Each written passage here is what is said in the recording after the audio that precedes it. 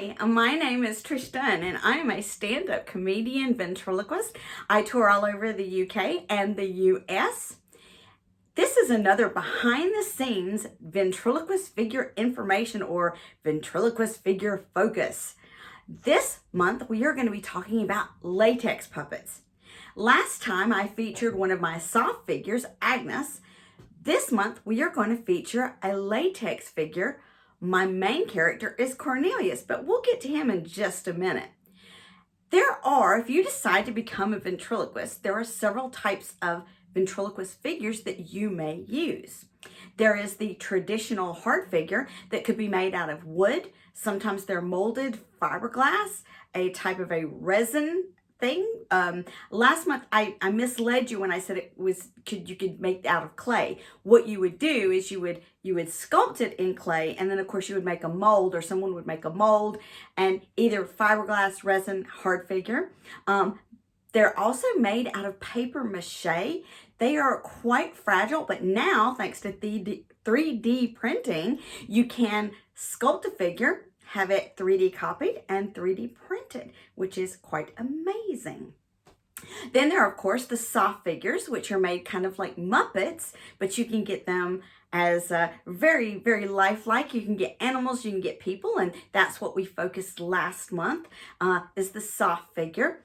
The main thing with a soft figure is eventually they will wear out, so there's different types of care. If you're interested in a soft figure and you haven't seen my video, check out my first behind the scenes where I feature Miss Agnes.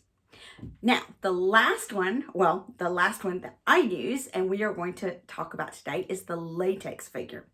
Latex figure is kind of a combination of soft and things that are made or molded out of latex. And let me show you one of my figures. I have here a parrot. I don't use him very much. In fact, I don't even know what his name is, actually. I need to hold it. I'm Percy. I don't even like that voice. No, you don't use me there. You sound a lot like Agnes. Ah, there we go. Now I got a voice. Okay. As you can see, I don't use Percy very much, but Percy is a latex figure. He's absolutely lovely. He is a macaw, and this is made out of latex, and if you can see, he's got latex feet. Don't touch my feet. Okay, well, that's somebody else's line. Anyway, but Percy's very nice, and I like Percy. He just doesn't work in my shows very much because I do adult stand-up comedy. I have done some family shows and fairs and festivals, and we had a show once that was a pirate show, and during that show we of course used Percy. Wow, that was a long time ago. That was a long time ago. I'm a cracker. Okay, you cracker. Anyway, that's Percy. And then I have another one, which I do perform with, even though I mainly work with people puppets. And this is Cornelius. And let me grab him for you. Cornelius is quite famous, and he has actually been requested by Francois. Oh, shout out to Francois. Okay, all right. Anyway, this is Cornelius, and Cornelius is a cheeky monkey. Both of these figures came from Axtell Creations.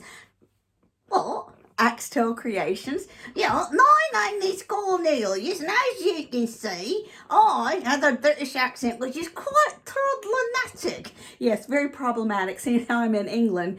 And my British accent, there's too much pressure trying to do it in England. Oh, yeah.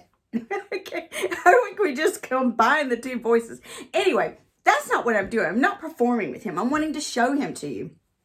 So he is, of course, he's soft figure there. I don't know if they might put me to sleep. Do that again. Oh, that's lovely, that is. Anyway, and of course, this is latex right here. And as you can see, the wonderful thing about the latex figures is they really, you can get some awesome expressions and characters. He is absolutely lovely. Now, Cornelius does not come with a tail. If you look on Axtell Creations, you can get a cheeky monkey with a tail, but of course Cornelius does not have that. He has latex hands and of course then his latex feet. And the thing about Cornelius is that his hands can actually hold things. You see, you can do like that. I think it's got some wires in there. So I think he came with this. I think he came with this the banana. It's a banana. I think he came with the banana. Let's see. Let's get his hand in there. As you can see, he can grip. I can grip my banana. You can grip your banana. And it's not banana. And then it's not banana. It's banana. Okay, right? You can grip your banana. And I dropped my banana. You did. Anyway, now they're great figures. Now the thing, if you're going to have a latex figure, and they are lots of fun, and they're great for animal figures, and there's some amazing people figures made by Axtell Creations that are latex, you have special ways you need to care for them. Now the thing about these latex figures is you always need to keep them out of the sun, and I keep, of course, Cornelius out of the sun. But because latex won't last forever and it will break down, it's also advised, if you're not using them very much, to keep them in airtight bags. You know, I can't breathe. Well, yeah, but it'll keep you alive longer.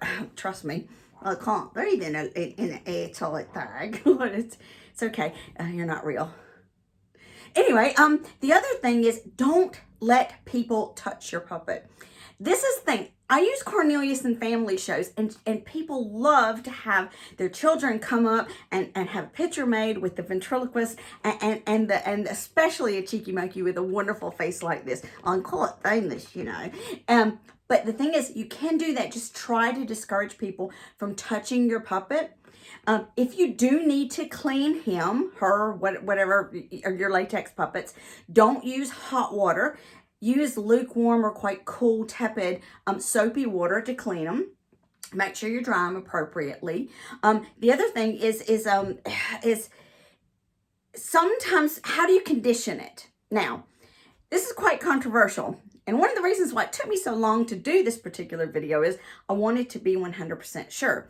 I've heard some people say Armor All, and then I've heard some people say, oh no, do not use Armor All. Don't use Armor All. It can break it down and it can make it worse. And then I have some people who have amazing puppets and they've actually never conditioned it, but they've done such a good job of keeping their figures out of the sun and out of the air in an airtight bag, they look brand new. Oh, yes, that's like Tiny Hanada. She's got her cheeky nugget. What's his name? I can't remember his name. So, how do you care for your latex figure if you're not supposed to use Armor All? How do you condition it?